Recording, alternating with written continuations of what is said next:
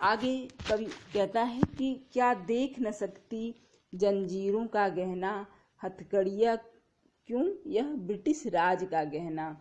कोल्हू का चर्रक चूं जीवन की तान, गिट्टी पर अंगुलियों ने लिखे गान। हूँ मूठ खींचता लगा पेट पर जुआ, खाली करता हूँ ब्रिटिश अकड़ का कुआं। दिन में करुणा क्यों जगे रुलाने वाली, इसलिए रात में गजब ढा रही आली। आगे कवि कोयल से कह रहा है कि हे कोयल, क्या हमें ये जो हथकड़ियाँ लगी हुई हैं तुम्हें दिखाई नहीं दे रही हैं? क्या देख न सकती जंजीरों का गहना, हमने जंजीरों का जो आभूषण पहन रखा है क्या वो तुम्हें दिखाई नहीं दे रही हैं? तुम देखो, हमने ये जो हथकड़ियाँ पहन रखी हैं ये हमारे लिए हथकड़ियाँ नहीं है, बल्कि ब्रिटिश राज के द्वारा हमको दी गई आभूषणों की सौगात है। यानी हमने ये जो जंजीरें धारण की हैं, जो हथकड़ियाँ धारण की हैं, ये हमारे लिए आभूषण की तरह है। कोल्हू का चर्रक चूं जीवन की तान।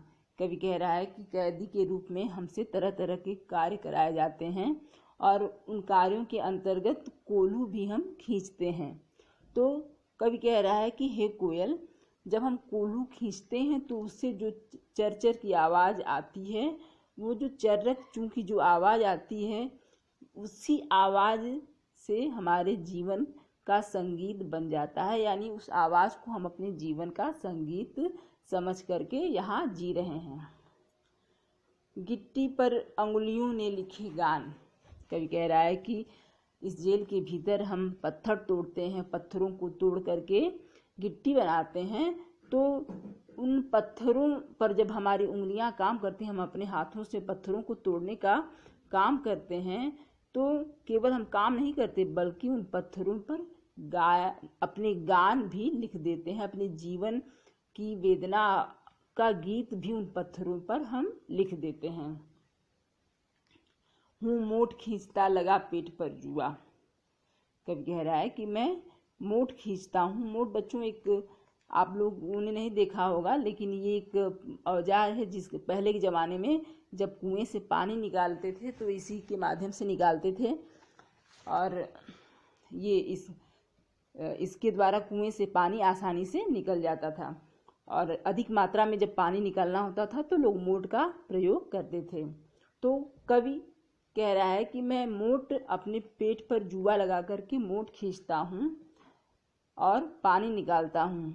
तो मैं कुएं से केवल पानी नहीं निकालता बल्कि क्या करता हूँ, ब्रिटिश अकड़ का कुआं मैं खाली करता हूँ।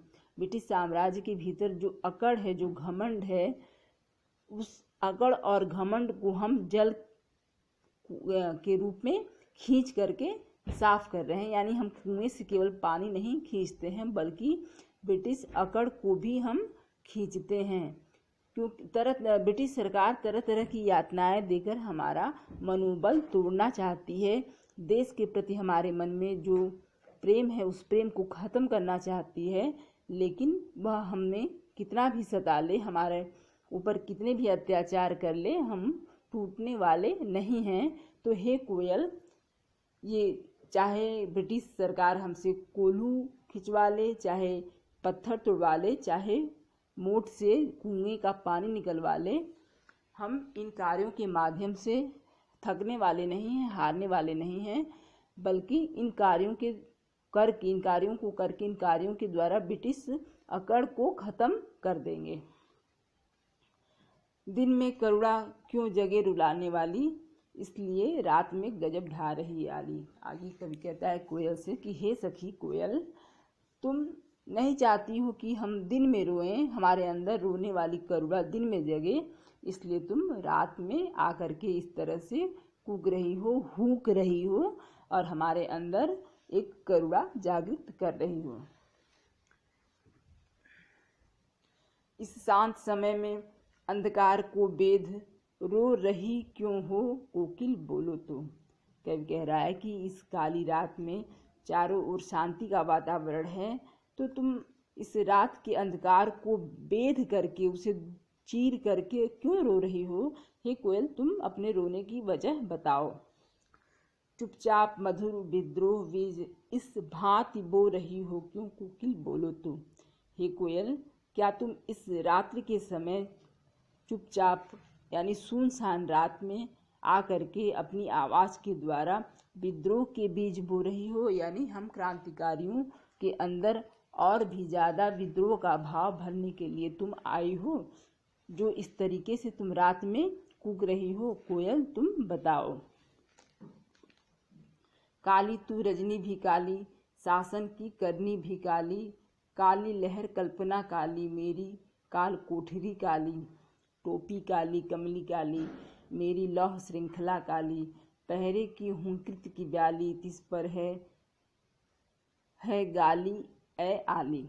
आगे कवि कोयल से कहता है कि हे कोयल, ये रात अत्यंत काली है और तुम भी अत्यंत काली हो, यानी जैसे ये रात काली है वैसे ही तुम भी काली हो, और तुम्हारे और रात के समान ये ब्रिटिश शासन की करनी भी काली है, यानी ब्रिटिश सरकार जो कार्य कर रही है वह भी अत्यंत बुरा है, काला है।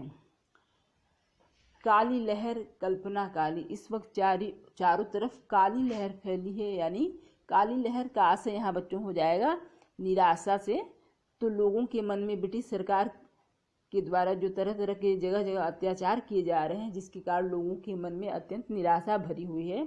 तो कवि कह रहा है कि काली लहर कल्पना काली, इस वक्त चारों ओर काली लहर लहरा रही है, काली लहर फैली हुई है, यानी चारों ओर निराशा फैली हुई है, और लोगों की कल्पनाएं भी काली हो गई हैं, यानी उनके मन में किसी तरह का कोई उत्साह नहीं है, बल्कि वे सभी निराश हैं।